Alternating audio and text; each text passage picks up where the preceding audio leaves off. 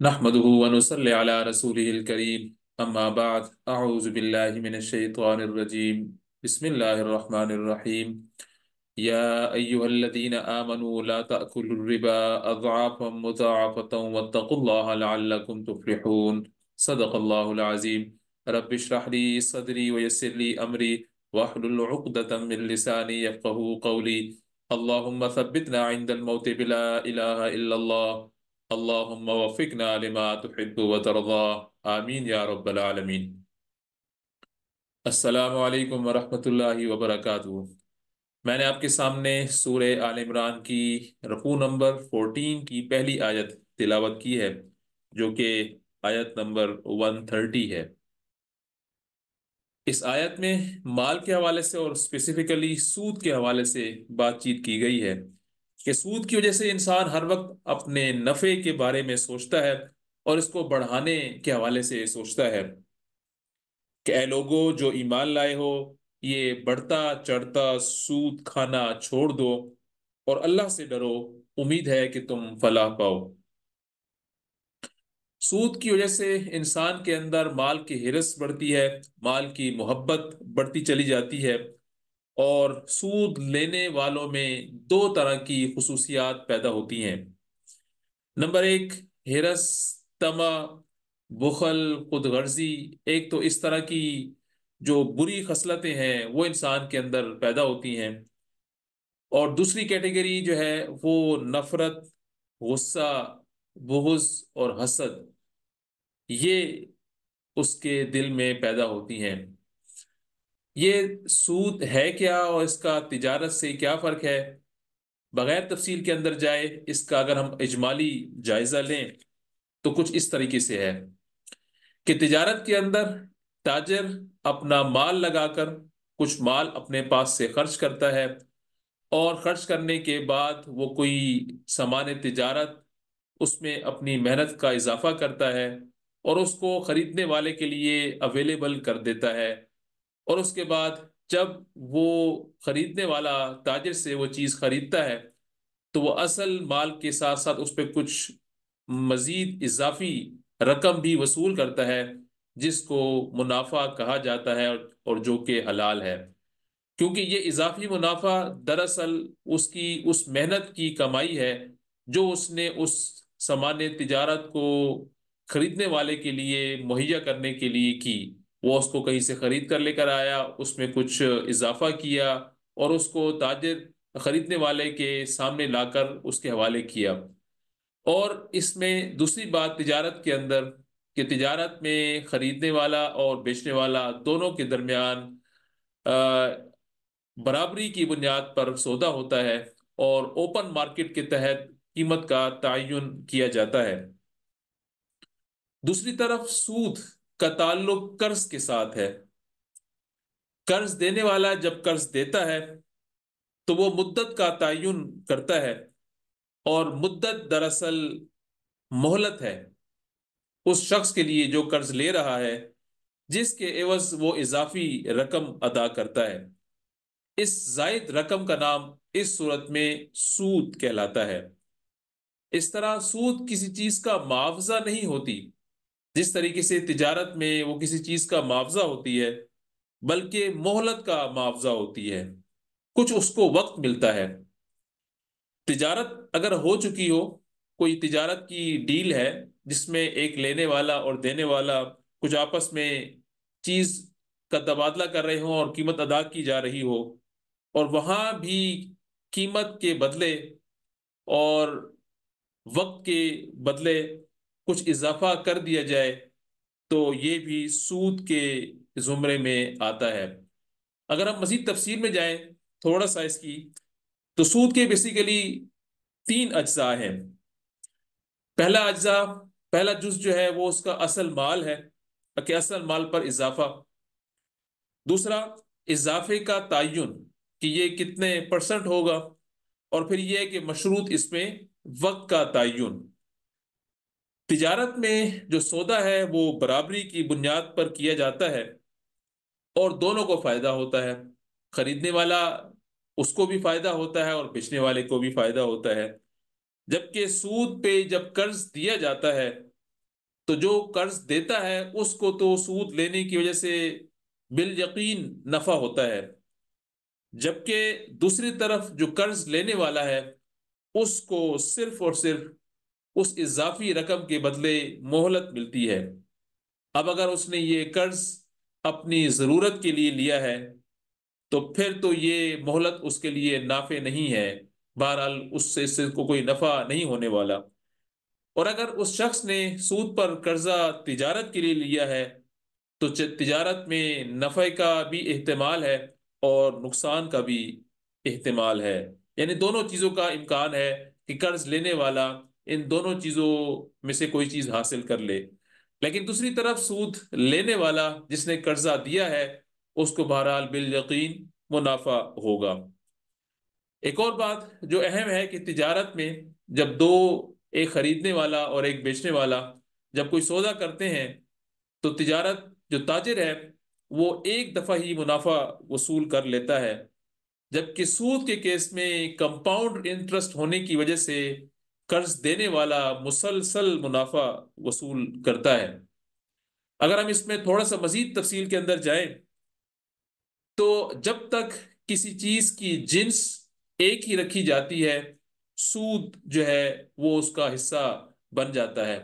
اس کا مطلب کہ نئے نوٹوں کے بدلے پرانے نوٹ سود کے زمرے میں آئیں گے، اچھی کھجور کے بدلے زیادہ خراب کھجور سود کے زمرے میں آئے گا، گندم کے بدلے اچھی گندم کے بدلے زیادہ خراب گندم سود کے زمرے میں آئے گی، جب تک کہ اس کو کسی تیسری چیز کے ساتھ جیسے کہ روپیہ میں اس کو تبدیل نہ کیا جائے۔ تجارت کے اندر یہی جنس تبدیل کر دی جاتی ہے اور قرض کے بدلے کوئی چیز مہیا کی جاتی ہے، جبکہ سود کے کیس میں پیسہ دیا جاتا ہے اور پیسہ ہی واپس لیا جاتا ہے۔ یہ جو جنس کی بات ہے کماڈٹی، اسی وجہ سے جو اسلامک بینکنگ سسٹم ہے وہ اسلامی شریعہ کے قوانین کو پورا کرنے کے لیے، مثال کے طور پر جب گاڑی دیتے ہیں تو وہ گاڑی نہیں دیتے، گاڑی کا قرضہ نہیں دیتے بلکہ گاڑی دیتے ہیں، اور ڈاکومنٹیشن کے اندر گاڑی آتی ہے اور اس کے بعد جو وصول کرتے ہیں وہ پیسہ وصول کرتے ہیں، تو اس طرح اس کی جنس تبدیل ہو جاتی ہے۔ جبکہ دوسری طرف کنونشنل بینکنگ میں جب گاڑی لیز کرائی جاتی ہے تو وہ گاڑی دراصل نہیں دیتے بلکہ قرضہ دیتے ہیں، اور پھر قرضے کے اوپر وہ پھر سود لیتے ہیں۔ تو اللہ تعالیٰ نے فرمایا کہ قرض جو سود ہے یہ چڑھتا بڑھتا سود نہ کھاؤ، اس لیے کہ اس کی وجہ سے انسان کے اندر ہرس، طمع، بخل اور خود غرضی جیسے برے جذبات پیدا ہوتے ہیں۔ نفرت اور غصہ، بغض اور حسد، یہ اس طرح کے جذبات اس کے اندر پیدا ہوتے ہیں۔ یہ تقریر جس کا ہم مطالعہ کر رہے ہیں جنگ احد کے بعد نازل ہوئی۔ احد کی شکست میں ان دونوں قسم کی بیماریوں کا کچھ نہ کچھ حصہ شامل تھا، جس کی وجہ سے مسلمانوں کو یہ نقصان برداشت کرنا پڑا، جبکہ اسلام اس کے برعکس انفاق فی سبیل اللہ کا حکم دیتا ہے کہ اللہ کے راہ میں خرچ کیا جائے، اور جو شخص اللہ کی راہ میں خرچ کرتا ہے اس کے دل میں یہ جو دو جذبات تھے سود والے کے دل میں اس کے برعکس پیدا ہوتے ہیں۔ سود والا ہرس اور طمع میں مبتلا ہوتا ہے، جبکہ یہ فیاضی میں اور اس کے اندر ہمدردی کا جذبہ پیدا ہوتا ہے۔ اسی طریقے سے دوسرا جو سود دینے والا یا سود لینے والا، اس کے دماغ میں نفرت اور غصہ اور بغض اور حسد ہوتی ہے اور اپنا مال وہ بڑھانا چاہتا ہے، جبکہ اس طرف ہمدردی اور معاف کرنا اور مہلت دے دینا، اس طرح کے جو اوصاف ہیں وہ پروان چڑھتے ہیں۔ اس لیے اسلام جو ہے وہ انفاق فی سبیل اللہ اور لوگوں پر خرچ کرنے کی تلقین کرتا ہے اور اس کے بدلے بڑے بڑے انعامات کا وعدہ کرتا ہے۔ وَأَطِيعُوا اللَّهَ وَالرَّسُولَ لَعَلَّكُمْ تُرْحَمُونَ، اور رسول کی اطاعت کرو، اللہ اور اس کی رسول کی اطاعت کرو، توقع ہے کہ تم پر رحم کیا جائے گا۔ وسارعوا الى مغفرۃ من ربکم وجنۃ عرضها السماوات والارض اعدت للمتقین،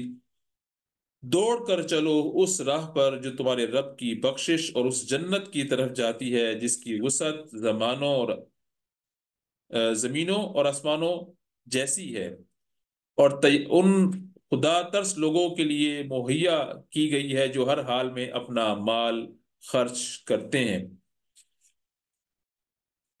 ہم عام طور پر دنیا میں جو مال خرچ کرتے ہیں وہ ایک دوسرے سے دوڑ کر آگے پہنچنے کے لیے،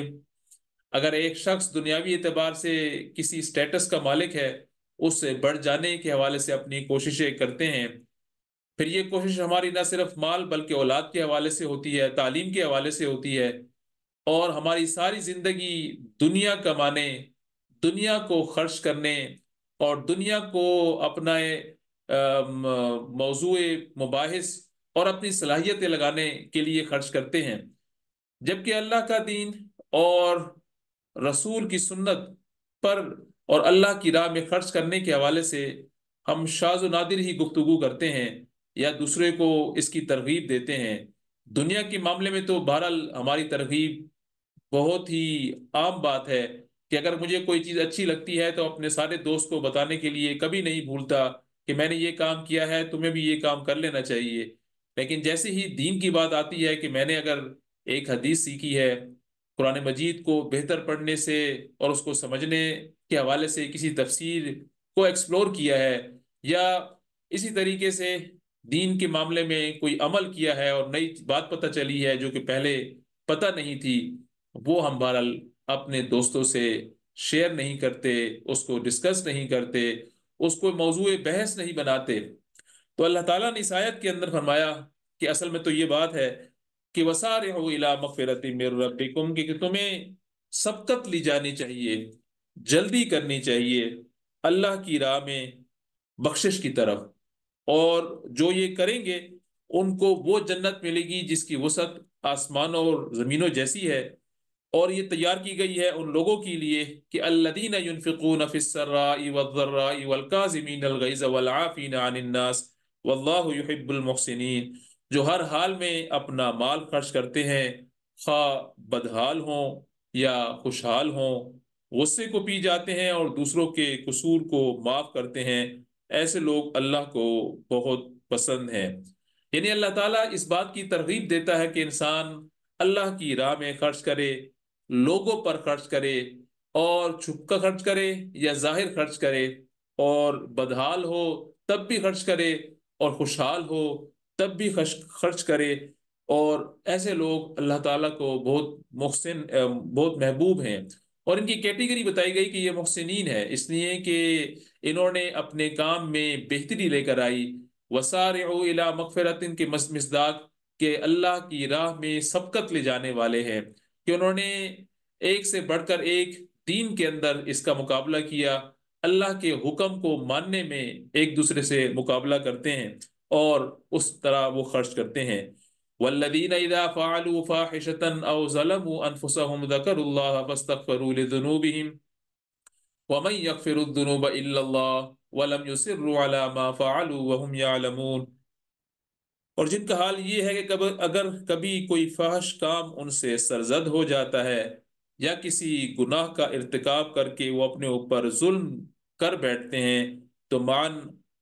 انہیں اللہ یاد آ جاتا ہے اور اس سے وہ اپنے قصوروں کی معافی چاہتے ہیں، کیونککہ اللہ کے سوا اور کون ہے جو گناہ معاف کر سکتا ہو،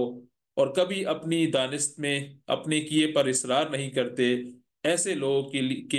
لوگوں کی جزا ان کے رب کے پاس ہے اور وہ ان کو معاف کرے گا، اور ایسے باغوں میں داخل کرے گا جن کے نیچے نہریں بہتی ہوں گی، اور وہ وہاں ہمیشہ رہیں گے۔ اور کیسا اچھا بدلہ ہے نیک عمل کرنے والوں کا۔ کسی نیکی کو پروان چڑھانے کے لیے اور بدی پر قابو پانے کے لیے پہلی بات مال کے حوالے سے بیان کی گئی کہ سود سے بچو، جبکہ دوسری طرف اللہ کی راہ میں خرچ کرو۔ یہ دو باتیں ایسی ہیں کہ اس کے ذریعے سے انسان اللہ تعالیٰ کے قریب ہوتا ہے، نیکی کرنا آسان ہوتا ہے، اس آیت کے اندر دوسری صفت بیان کی گئی، اور وہ صفت یہ ہے کہ کبھی ان سے کوئی فحش بات سرزد ہو جائے تو اس پر اصرار نہیں کرتے، اور جیسے ہی اللہ تعالیٰ یاد آتا ہے فوراً اس کی طرف پلٹتے ہیں، اس کی حضور توبہ کرتے ہیں، اور اس پر اصرار نہیں کرتے، اس کو بار بار کرنے کی کوشش نہیں کرتے، بلکہ اس بات کو جانتے ہیں کہ وہ اللہ کے بندے ہیں اور اللہ کا حکم ماننا ان کے لیے ضروری ہے، تو فوراً پلٹ آتے ہیں اور توبہ کرتے ہیں۔ یہ فحش کام، اس کی بھی صورتحال ایسی ہے کہ اگر انسان اس کے اندر خدا نخواستہ مبتلا ہو جائے تو اس کے اندر پھر وہ ہمت اور جرت نہیں رہتی کہ وہ اللہ کے حکم کو مان کر اپنی زندگی گزار سکے۔ جس طریقے سے سود انسان کی نیکی کو روک لیتا ہے، بالکل اسی طریقے سے جو فحش کام ہے وہ بھی انسان کے اندر نیکی کرنے کی سکت کو روک لیتے ہیں۔ اس لیے اللہ تعالیٰ نے دونوں کاموں کے مقابلے میں دو اور کام بتائے، کہ سود کے مقابلے میں اللہ کی راہ میں خرچ کرنا، اور اسی طریقے سے فحش کام کے مقابلے میں جیسا ہی آئے اللہ تعالیٰ کی طرف پلٹنا اور اس پر اصرار نہ کرنا اور اللہ تعالیٰ سے معافی مانگنا۔ اب جب یہ دو کام یہ اللہ کے بندے کرتے ہیں تو اللہ تعالیٰ ان کے لیے جنت کا وعدہ کرتا ہے کہ ان کو اللہ تعالیٰ جنت عطا فرمائے گا۔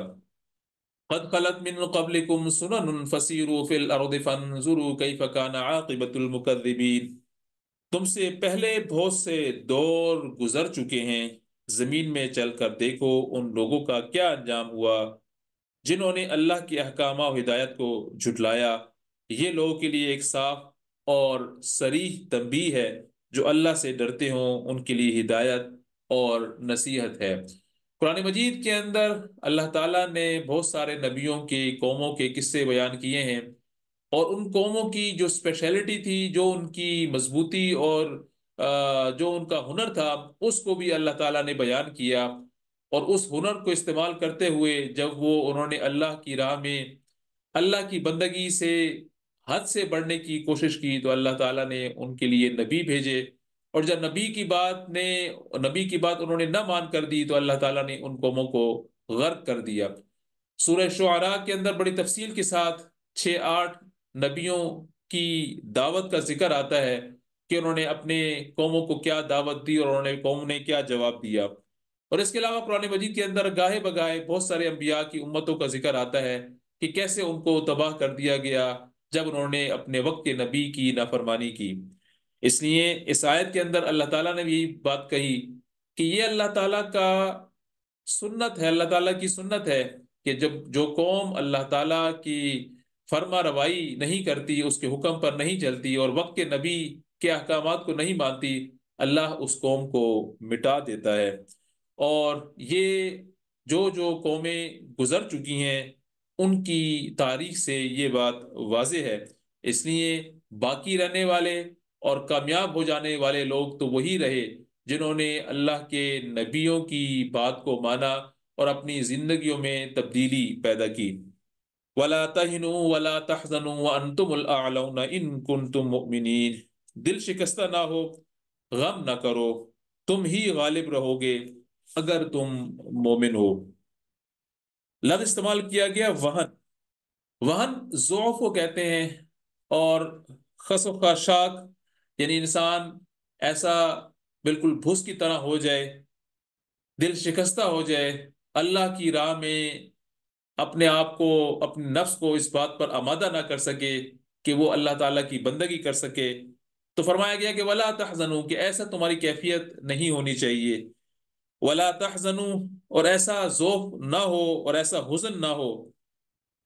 کہ انسان اگر عمل اور ارادہ کی پستی کے اندر چلا جائے تو پھر انسان کے اندر بہتری آنے کا جو عمل ہے اس میں بہت مشکل پیش آتی ہے۔ دنیا کی زندگی کی محبت اور موت کا خوف، یہ دو باتیں ایسی ہیں کہ انسان کو راہ حق میں جہاد سے روکتی ہیں۔ اس لیے نبی کریم صلی اللہ علیہ وسلم نے ارشاد فرمایا کہ حب الدنیا و کراہیت الموت۔ صحابہ اکرام رضی اللہ تعالی عنہم اجمعین نے پوچھا نبی کریم صلی اللہ علیہ وسلم کے بتانے پر کہ ایک وقت آئے گا جب مسلمان بہت زیادہ تعداد میں ہوں گے لیکن ان کی کوئی حیثیت نہ ہوگی، تو صحابہ نے پوچھا کہ کیا وہ اس وقت تعداد میں تھوڑے ہوں گے؟ تو نبی کریم صلی اللہ علیہ وسلم نے ارشاد فرمایا کہ نہیں، تعداد میں تو وہ بہت زیادہ ہوں گے، لیکن ان کو وہن کی بیماری لگ جائے گی۔ وہی لفظ جو اس آیت کے اندر آیا ہے، وَلَا تَهِنُوا وَلَا تَحْزَنُوا، کہ وہن کی بیماری لگ جائے گی۔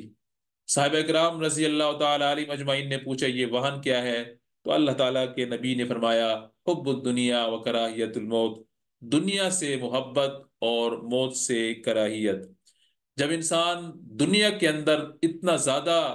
انوالو ہو جاتا ہے کہ دنیا کے بارے میں سوچتا ہے اور دنیا کے بارے میں عمل کرتا ہے، اس کا سونا اور اٹھنا دنیا ہوتی ہے، تو پھر اس کا آخرت پر یقین متزلزل ہو جاتا ہے، اور پھر اس کا دنیا میں عمل ویسا ہی ہوتا ہے جیسا کہ آخرت پر یقین نہ رکھنے والے کا۔ تو اس وقت اللہ تعالیٰ نے فرمایا کہ انسان پھر ضعف کا شکار ہو جاتا ہے اللہ کے دین کے اعتبار سے۔ خس و خاشاک جس طریقے سے فصل ہوتی ہے بالکل بھوس کی طرح، اب عمل اور ارادہ کی پستی اس کے اوپر مسلط ہو جاتی ہے، اور دنیا کی زندگی کی محبت اور موت کا خوف انسان کو راہ حق میں کوئی بھی اچھا کام کرنے سے روک دیتا ہے۔ تو اس لیے فرمایا گیا کہ وہن، یہ وہ، کیونکہ ہم جانتے ہیں کہ یہ آیات غزوہ احد کے بعد نازل ہوئیں، تو یہ صورتحال، یہ بیماری اس وقت بھی مسلمانوں میں موجود تھی۔ اس لیے فرمایا گیا کہ غزوہ احد کی جو شکست ہے، اس میں جو ابھی تم لوگ اتنے لوگ شہید ہوئے اور تم اب مشکل میں مبتلا ہو، اس کی بھی وجہ یہی تھی کہ تم وہن میں مبتلا ہو گئے تھے۔ تمہیں مال کی محبت نے اس بات پر آمادہ کیا کہ رسول صلی اللہ علیہ وسلم کی نافرمانی کرو، اور جہاں ان کو تعینات کیا گیا تھا درے پر، اس سے اس کو چھوڑ دو۔ تو اللہ تعالیٰ نے جنگ احد میں جو نقصان ہوا اس کا وجہ بتا دی، اور ساتھ ہی ساتھ یہ بھی بتایا کہ اللہ تعالیٰ مسلمانوں کی اس طرح کے معاملات سے، اس طرح کی آزمائش سے دو کام کرنا چاہتا ہے، جو کہ اگلی آیت کے اندر آ رہے ہیں کہ إِن يَمْسَسْكُمْ قَرْحٌ فَقَدْ مَسَّ الْقَوْمَ قَرْحٌ مِثْلُهُ وَتِلْكَ الْأَيَّامُ نُدَاوِلُهَا بَيْنَ النَّاسِ وَلِيَعْلَمَ اللَّهُ الَّذِينَ آمَنُوا وَيَتَّخِذَ مِنكُمْ شُهَدَاءَ وَاللَّهُ لَا يُحِبُّ الظَّالِمِينَ وَلِيُمَحِّصَ اللَّهُ الَّذِينَ آمَنُوا وَيَمْحَقَ الْكَافِرِينَ۔ اس وقت اگر تمہیں چوٹ لگی ہے، یعنی غزوہ احد میں تمہیں چوٹ لگی ہے اور نقصان ہوا ہے، تو اس سے پہلے ایسی ہی چوٹ تمہارے مخالف فریق کو بھی لگ چکی ہے، یعنی جنگ بدر میں۔ تو یہ تو زمانہ کے نشیب و فراز ہیں جنہیں ہم لوگوں کے درمیان گردش کرتے رہتے ہیں۔ تم پر یہ وقت اس لیے لایا گیا کہ اللہ دیکھنا چاہتا ہے یا ٹیسٹ کرنا چاہتا ہے، آزمانا چاہتا ہے کہ تم میں سے کون سچے مومن ہیں، اور ان لوگوں کو چھانٹنا چاہتا ہے جو واقعی راستی کے گواہ ہوں، کیونکہ ظالم لوگ اللہ کو پسند نہیں۔ اور یہ آزمائش کے ذریعے سے مومنوں کو الگ چھانٹ کر کافروں کی سرکوبی کر دینا چاہتا تھا۔ تو دو باتیں جو بیان کی گئی، کہ ایک بات تو یہ ہے کہ اللہ تعالیٰ آزمائش کرتا ہے، دنیا کے جتنے معاملات پیش آتے ہیں، احوال پیش آتے ہیں، یہ انسان کی آزمائش کے لیے ہوتے ہیں۔ یہ دیکھا جاتا ہے اللہ کی طرف سے کہ انسان اب اس پر کس طریقے سے عمل کرتا ہے، کیا وہ اللہ تعالیٰ کی بتائی ہوئی طریقے کو مقصود بناتا ہے اور اس کے مطابق اپنی زندگی کو ڈھالتا ہے، یا اپنی خواہشات نفس پر چلتا ہے اور شیطان کی بات مانتا ہے۔ اس کے بعد وہ حالات تو ختم ہو جاتے ہیں، لیکن اس کا عمل ریکارڈ کر لیا جاتا ہے، اور پھر نئے حالات پیدا کر دیے جاتے ہیں، اور پھر نیا عمل اس کا ریکارڈ ہوتا چلا جاتا ہے۔ اس طرح اس کی پوری زندگی گزر جاتی ہے، اور اس کے عمل ریکارڈ ہوتے چلے جاتے ہیں۔ حالات ہر شخص کے مختلف ہوتے ہیں، لیکن عمل اللہ تعالیٰ اس کا ریکارڈ کر لیتے ہیں۔ تو ایک تو یہ وجہ ہے کہ اللہ تعالیٰ مختلف طرح کے حالات، یعنی جنگ احد کی شکست کے حالات جو تھے اس میں بہت سارے لوگ شہید ہوئے، تو اللہ تعالیٰ نے دوسری بات جو فرمائی وہ یہ کہ اللہ تعالیٰ کچھ لوگوں کو نوازنا چاہتا ہے، ان کے درجے بلند کرنا چاہتا ہے، لیکن ان کا اپنا عمل اس درجے کا نہیں ہوتا کہ وہ اس مقام پر پہنچ سکیں۔ تو اللہ تعالیٰ ان کو اس طرح کی مشقت کے اندر مبتلا کر دیتا ہے جس کی وجہ سے ان کا درجہ بلند ہو جاتا ہے۔ اور تیسری بات جو کہ اللہ تعالیٰ کی سنت ہے اس طرح کے معاملات میں، کہ اللہ تعالیٰ کافروں کی اور جو اللہ کے باغی ہیں ان کی